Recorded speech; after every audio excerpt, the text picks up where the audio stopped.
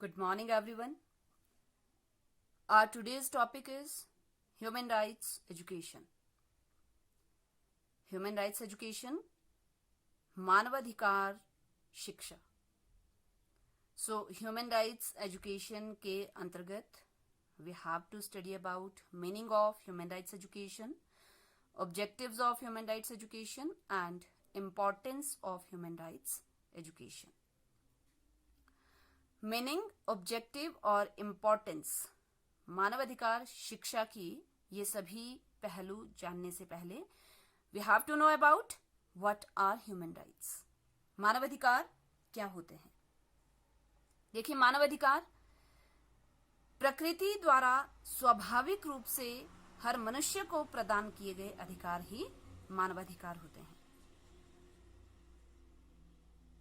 इन अधिकारों के बल पर हमें मानव रूप में पूर्ण रूप से जीने का अधिकार है. प्रत्येक मानव को अपना पूर्ण विकास करने का अधिकार है. उसके इस जीवन जीने के अधिकार को कोई भी नहीं छीन सकता है. Human rights are the rights a person has simply because he is a human being.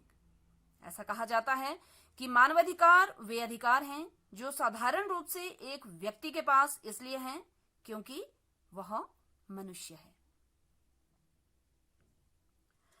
Human rights are those requirements that allow us to develop to the fullest extent and satisfy our basic human needs.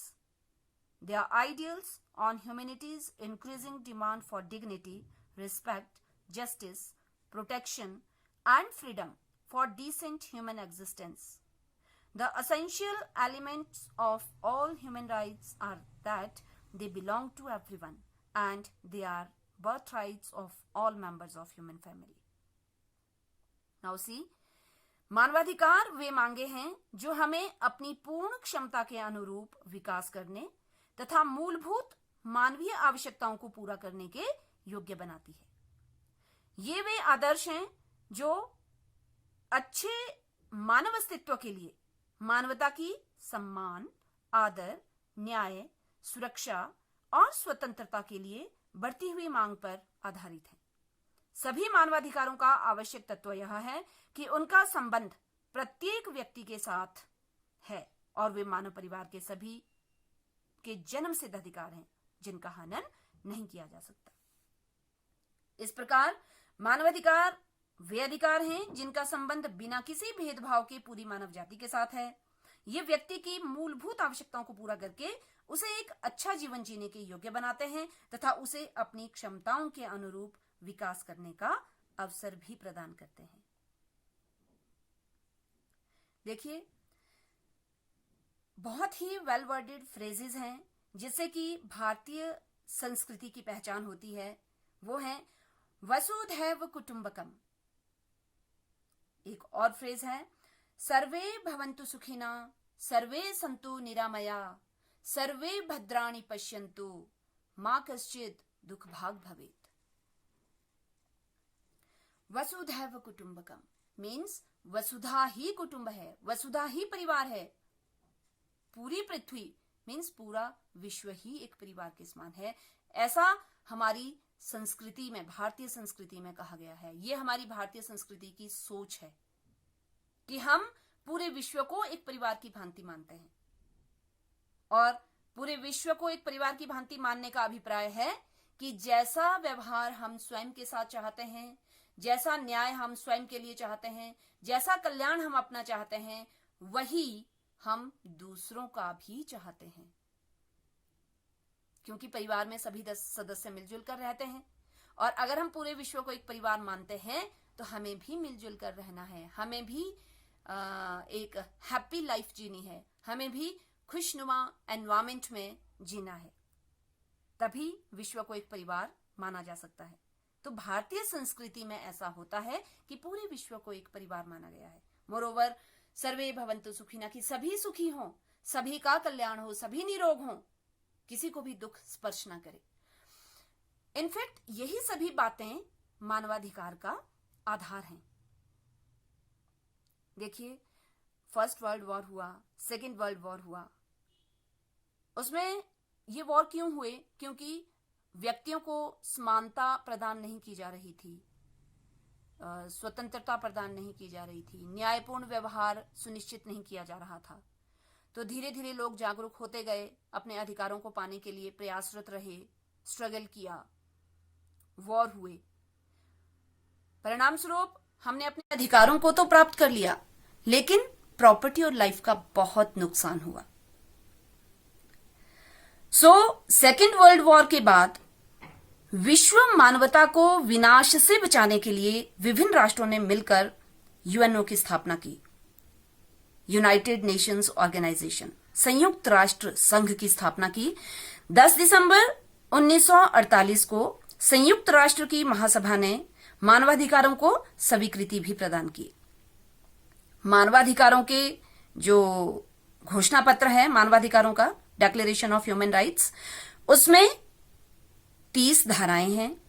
पहली 2 धाराओं में मानवाधिकार की घोषणा के उद्देश्य स्पष्ट किए गए हैं और कहा गया है कि सभी व्यक्ति समान हैं, अतः वे समान अधिकार पाने के अधिकारी हैं।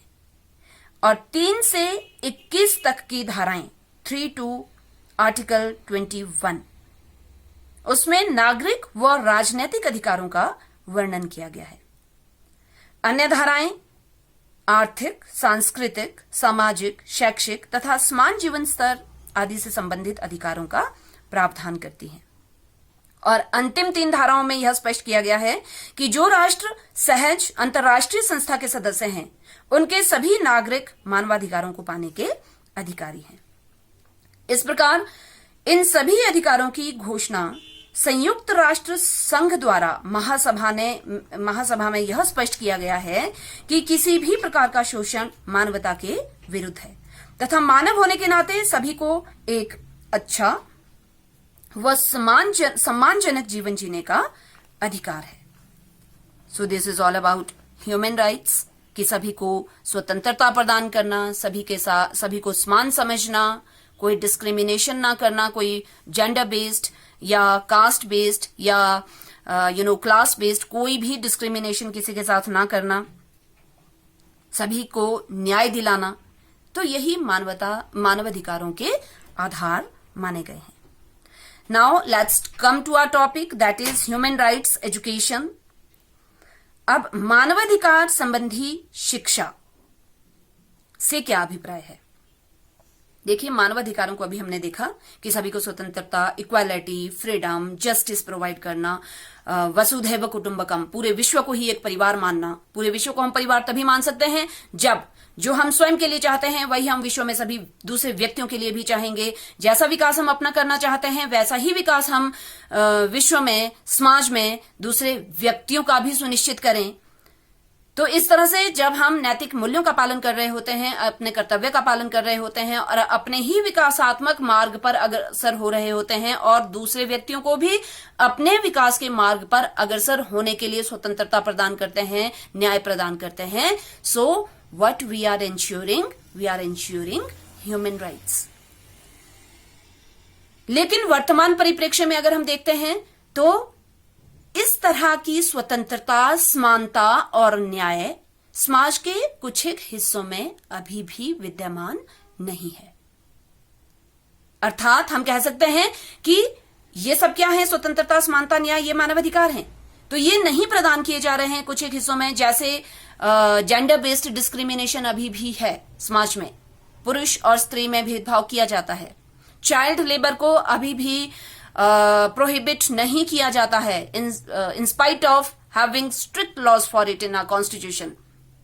हमारे कॉन्स्टिट्यूशन में यह प्रावधान दिया गया है कि child labour is totally banned. अगर कोई ऐसा करता हुआ पाया जाता है जो किसी बच्चे को लेबर में इन्वॉल्व करता है, उस उम्र में जो उम्र उसकी विद्यालय जाने की है, शिक्षा प्राप्त करने की है, कौशलों का विकास करने की है, तो अगर कोई व्यक्ति ऐसी उम्र में बच्चों को लेबर में इन्वॉल्व करता है तो वो सजा का हकदार हो जाता है। तो ऐसे सभी कानूनों का प्रावधान होते हुए भी अभी भी समाज में ये कुछ कुरीतियां हैं, कुछ ऐसे बिहेवियर शो किए जा रहे हैं जिससे कि हम ये कंक्लूड कर पाते हैं कि अभी भी मानवाधिकारों को सुनिश्चित नहीं किया जा रहा है, मानवाधिकारों का हनन किया जा रहा है। मानवाधिकारों के हनन को रोकने के लिए लोगों में इनके प्रति जागरूकता उत्पन्न करना बहुत आवश्यक है। और यह कैसे संभव हो सकता है? इसका सर्वश्रेष्ठ साधन है शिक्षा। इसीलिए मानवाधिकार शिक्षा पर बल दिया गया, इसीलिए ह्यूमन राइट्स एजुकेशन को इंट्रोड्यूस किया गया। ह्यूमन राइट्स एजुकेशन क्या है? यह ऐसी शिक्षा है जो स्वामी विवेकानंद के शब्दों में हमें यह बताती है कि तुम में आत्म है, वही सर्वत्र है। तुम स्वयं को जो चोट पहुंचाएं, बिना किसी दूसरों को चोट नहीं पहुंचा सकते। बोलने का तात्पर्य यह है कि अगर हम दूसरों को चोट पहुंचाते हैं तो यह समझना है कि वो चोट हमें स्वयं को लगेगी, हमको वो फील करनी है। मीन्स अगर हम दूसरों का बुरा चाहते हैं तो हमको ये समझना है कि उसमें हमारी बुराई हो रही है कहीं ना कहीं। क्यों? क्योंकि समाज ओवरऑल, अगर हम समाज के विकास की बात करते हैं, नेशन की डेवलपमेंट की बात करते हैं, तो उसके लिए यह बहुत आवश्यक हो जाता है कि बाकी सभी संसाधनों के साथ साथ मानव भी एक बहुत आवश्यक संसाधन है समाज और देश के विकास के लिए। अगर हम सभी मानवों का विकास नहीं करेंगे, अगर हम सभी मानवों को उनके अधिकार प्रदान नहीं करेंगे, तो ऑब्वियसली उनका विकास नहीं होगा। सभी मानवों का विकास नहीं होगा तो समाज और राष्ट्र का विकास संभव नहीं है। मीन्स हम अपने समाज को विकसित चाहते हैं, देश को विकसित चाहते हैं, स्वयं को विकसित चाहते हैं, तो स्वयं को हम बिना समाज और देश के विकसित होने से अपने आप स्वयं का विकास हम नहीं कर सकते। और अगर हम हर व्यक्ति के विकास को संभव बनाएं तो ऑटोमेटिकली समाज भी विकसित होगा, देश भी विकसित होगा। और सुविकसित समाज और देश में रहते हुए ऑब्वियसली हम गर्व महसूस करते हैं। तो इसके लिए यह सुनिश्चित करना आवश्यक है कि जैसा व्यवहार हम स्वयं के साथ चाहते हैं, जो कल्याण हम अपना चाहते हैं, वैसा ही व्यवहार हमको दूसरों के साथ करना है। वही कल्याण की भावना हमको दूसरों के लिए रखनी है। जो स्वतंत्रता, जो छूट, जो समानता हम स्वयं के लिए चाहते हैं, वही स्वतंत्रता, वही समानता हमको दूसरों को देनी है। सबके साथ न्यायपूर्ण व्यवहार को सुनिश्चित करना है। इस संदर्भ में सभी को शिक्षित करने हेतु कि हमारे अधिकार क्या क्या हैं। हर व्यक्ति को जीवन जीने का अधिकार है। वो अपने जीवन को किस तरह से सही तरीके से जी सकता है, स्वयं का विकास कैसे सिद्ध कर सकता है, अपनी समाज में पहचान कैसे बना सकता है, किस तरह से वो विकासात्मक कार्यों में अग्रसर हो सकता है। तो इस संदर्भ में उसको शिक्षित किया जाना आवश्यक है। इसके लिए human rights education proves very fruitful. Now what are the objectives of human rights education? अब मानवाधिकार संबंधी शिक्षा प्रदान करना नितांत आवश्यक माना जाता है, लेकिन इसके क्या उद्देश्य हैं? किन उद्देश्यों को सामने रखते हुए ये मानवाधिकार संबंधी शिक्षा दी जानी चाहिए? First and foremost, human rights education is very important to be provided so as to develop the democratic citizenship. प्रजातांत्रिक नागरिकता का विकास करना इसका मुख्य उद्देश्य माना गया है। देखिए, प्रजातांत्रिक नागरिकता के विकास के लिए क्या आवश्यक है? प्रजातांत्रिक मूल्यों को अपनाना बहुत आवश्यक है। प्रजातांत्रिक मूल्य में कौन कौन से मूल्य आते हैं? स्वतंत्रता, समानता, न्याय, भाईचारे की भावना, ये सभी प्रजातांत्रिक मूल्य हैं, डेमोक्रेटिक वैल्यूज हैं।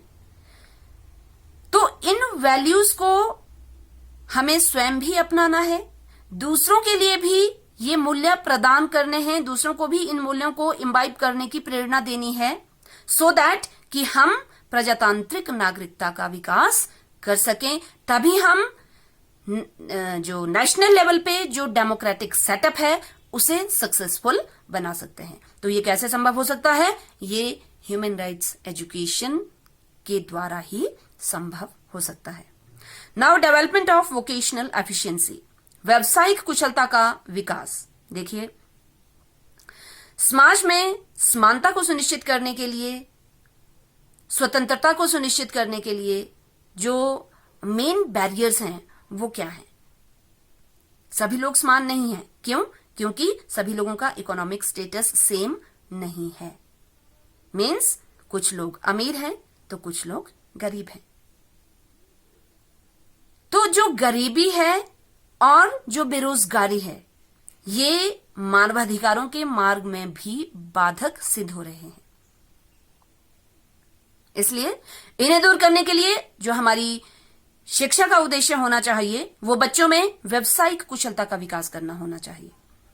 इसमें उनमें जो लेबर के प्रति जो रिस्पेक्ट पैदा करना होता है वो डेवलप करनी है, लाइफ स्किल्स डेवलप करनी है, और सीखे गए अपनी व्यवसाय के आधार पर, सीखी गई स्किल्स के आधार पर वे अपनी आजीविका कमाने के काबिल उनको बनाना है।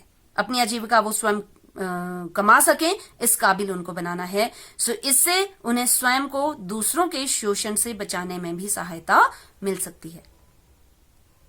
Next is development of human values, मानवीय मूल्यों का विकास।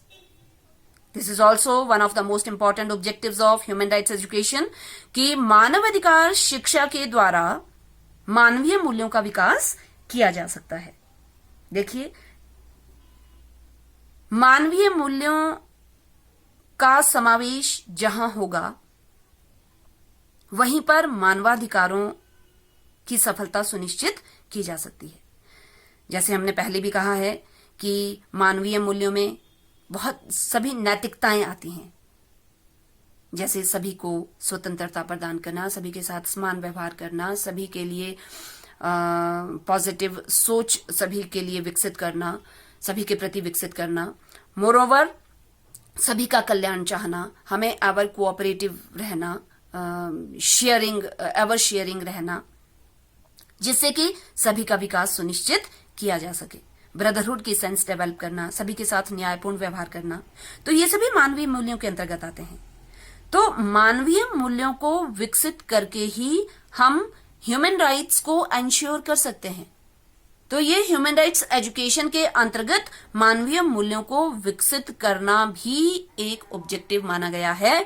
अगर हम मनुष्य को उनके मूल्यों के बारे में, मानवीय मूल्यों के बारे में, सार्वभौमिक मूल्य के बारे में ज्ञान प्रदान करें और उन मूल्यों का अनुपालन करने के लिए अभिप्रेरित करें, तो डेफिनेटली हम मानवाधिकारों के हनन को रोक सकते हैं। Next is modernisation. देखिए, ह्यूमन राइट्स एजुकेशन का जो ऑब्जेक्टिव है वो समाज को, देश को और विश्व स्तर पर समाज को जो है वो मॉडर्नाइज करना है, आधुनिक बनाना है हमें समाज को। ऐसा क्यों माना जाता है? देखिए, अभी भी हमारे समाज के कुछ हिस्सों में जो रूढ़ि युक्तियां हैं, सामाजिक रूढ़ि युक्तियां हैं, वो अभी भी प्रिवेलिंग है। सामाजिक रूढ़ि युक्तियां क्या होती हैं? स्टीरियोटाइप्स। स्टीरियोटाइप्स मीन्स ऐसे अंधविश्वास या ऐसी अवधारणाएं जो लोगों ने स्वयं कल्पना की है किसी भी व्यक्ति के लिए या व्यक्तियों के किसी भी वर्ग के लिए या समूह के लिए, जो सही भी हो सकती है और सही नहीं भी हो सकती है। उसी में उन्हीं में से एक जो रूढ़ि है जो समाज में बहुत प्रचलित है, समाज के कुछ हिस्सों में, उनमें से जो हमारे समाज के अनएजुकेटेड पेरेंट्स हैं, अनअवेयर पेरेंट्स हैं, समाज के दूर दराज या पिछड़े क्षेत्रों के जो पेरेंट्स हैं, अभिभावक हैं, वो अपने गर्ल चाइल्ड की शिक्षा के संदर्भ में उनका क्या मत है? वो ये मानते हैं कि why to educate our girl child, क्यों उसको शिक्षित करना, लड़की को क्यों शिक्षित करना है, क्यों स्कूल भेजना है, बेसिक शिक्षा भी दे दी, चलो वो भी बहुत है, इसके बाद वो तो दूसरों की ही घर की संपत्ति है, उसे तो दूसरे के घर में ही जाना है after marriage. So why to waste money? जो मनी इसकी हायर एजुकेशन में हम खर्च करेंगे, वो उस मनी का संचय हम गर्ल चाइल्ड की मैरिज के लिए करके रखते हैं।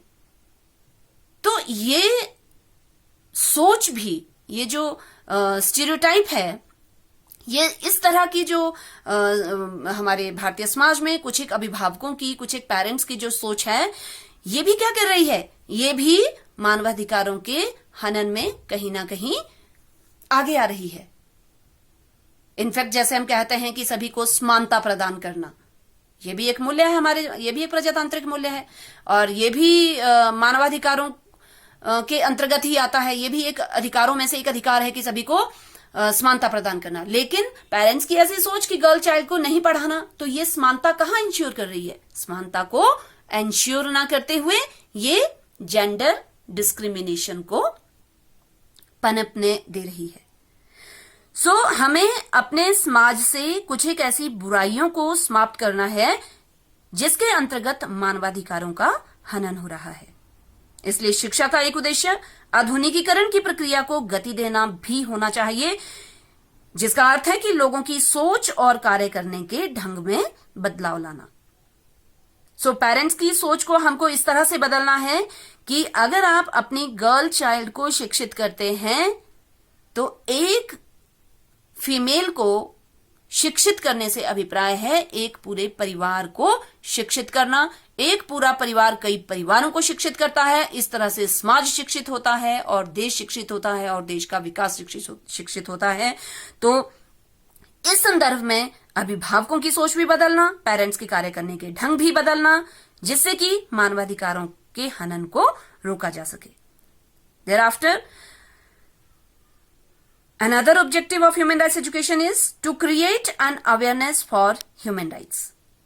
देखिए, भारत में ही नहीं बल्कि विश्व भर में मानवाधिकारों का हनन एक बहुत बड़ी समस्या बनी हुई है। इसका कारण लोगों में इनके बारे में जानकारी का अभाव है, लोग अवेयर ही नहीं हैं।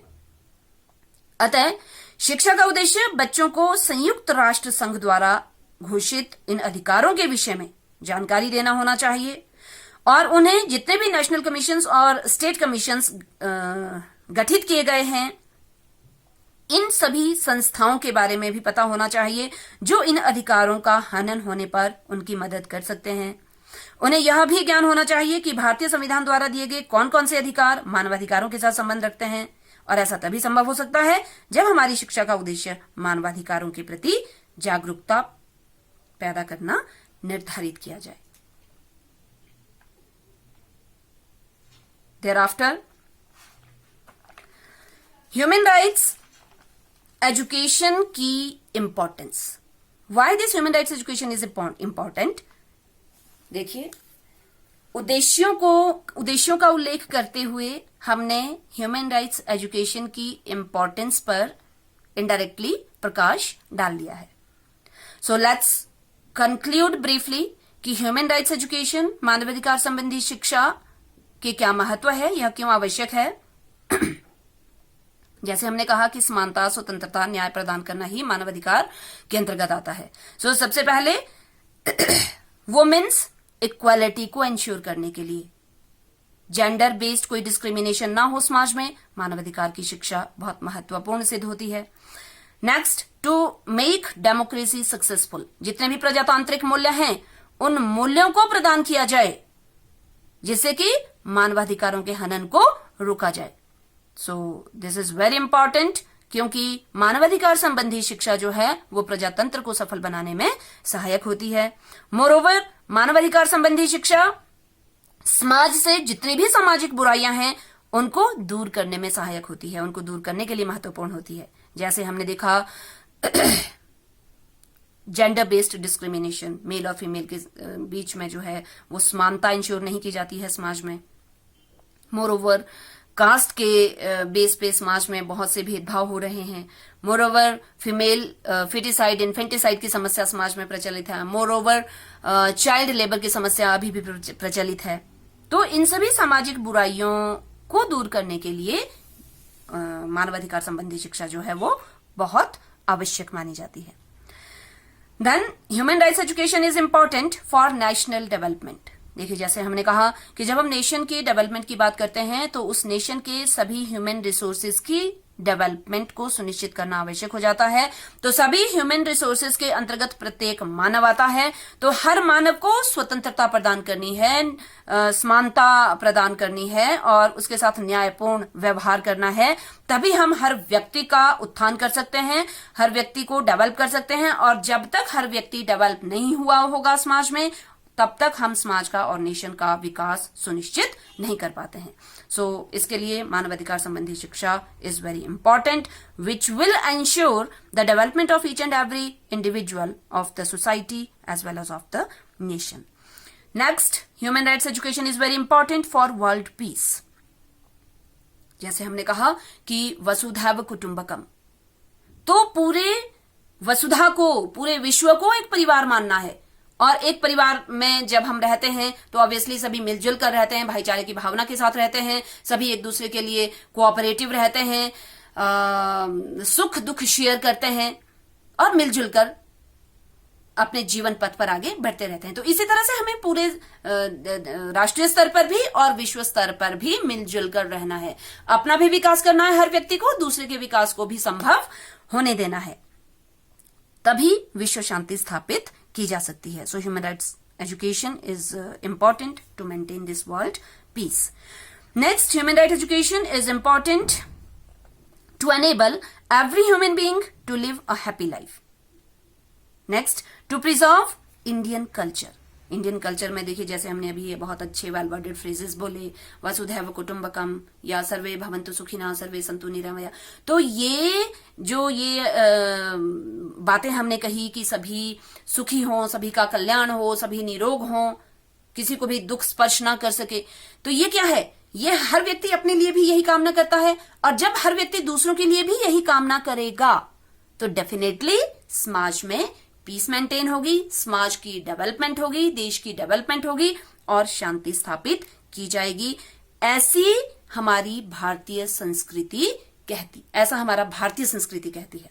सो इंडियन कल्चर को प्रिजर्व करना, बचा करके रखना, प्रेजेंट डे सिनेरियो में तो इसकी बहुत आवश्यकता है कि हम इंडियन कल्चर को प्रिजर्व करें, इंप्लीमेंट करें, फॉलो करें और आगे भी इसका ट्रांसमिशन करें, so as to enable each and every individual to follow the human values. So this way, this human rights education is very important overall to develop individual's personality, so as to develop the society as a whole, as well as to develop the nation as a whole, and to make the democracy a success. This is all about human rights education, its meaning, objective and importance. Thank you and have a nice day.